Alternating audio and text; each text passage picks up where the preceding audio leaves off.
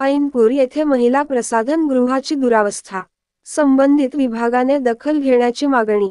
रावेर तालुक्यातील ऐनपूर येथे bus stand जवळ असलेल्या महिला स्वच्छतागृहाची दुरावस्था झाली आहे, त्यामुळे महिलांना त्रास सहन करावा लागत आहे।